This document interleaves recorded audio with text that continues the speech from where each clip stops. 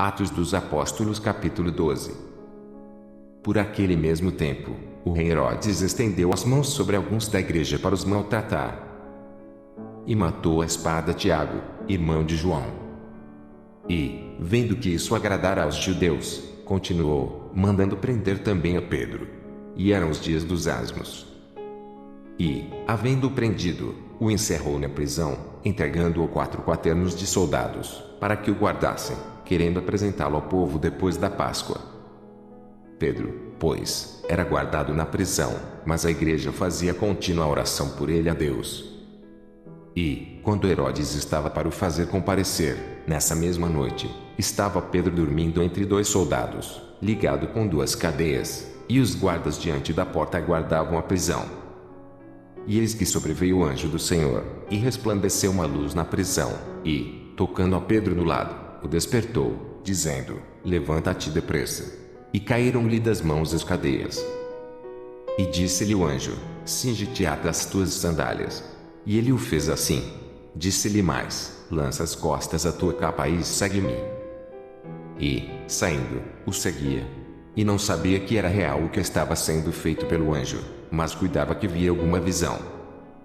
E, quando passaram a primeira e a segunda guarda, chegaram à porta de ferro que dá para a cidade, a qual se lhes abriu por si mesma, e, tendo saído, percorreram uma rua, e logo o anjo se apartou dele.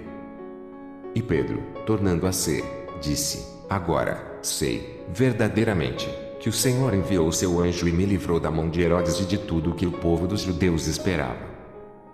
E, considerando-lhe nisso, foi à casa de Maria, mãe de João, que tinha por sobrenome Marcos, onde muitos estavam reunidos e oravam. E, batendo Pedro à porta do pátio, uma menina chamada Herodes saiu a escutar. E, conhecendo a voz de Pedro, de alegria não abriu a porta, mas, correndo para dentro, anunciou que Pedro estava à porta. E disseram-lhe: Estás fora de ti. Mas ela afirmava que assim era. E diziam: É o seu anjo. Mas Pedro perseverava em bater, e, quando abriram, viram-no e se espantaram. E, acenando-lhes ele com a mão para que se calassem, contou-lhes como o Senhor o tirara da prisão e disse: Anunciai isto a Tiago e os irmãos. E, saindo, partiu para outro lugar. E, sendo já dia, houve não pouco alvoroço entre os soldados sobre o que seria feito de Pedro. E, quando Herodes o procurou e o não achou, feita inquirição aos guardas, mandou-os justiçar. E, partindo da Judéia para Cesareia, ficou ali.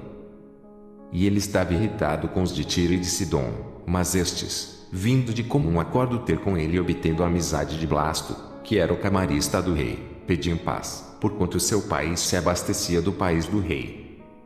E, num dia designado, vestindo Herodes as vestes reais, estava sentado no tribunal e lhes dirigiu a palavra. E o povo exclamava: Voz de Deus, e não de homem. No mesmo instante, feriu o anjo do Senhor, porque não deu glória a Deus, e, comido de bichos, expirou. E a palavra de Deus crescia e se multiplicava. E Barnabé e Saulo, havendo terminado aquele serviço, voltaram de Jerusalém, levando também consigo a João, que tinha por sobrenome Marcos.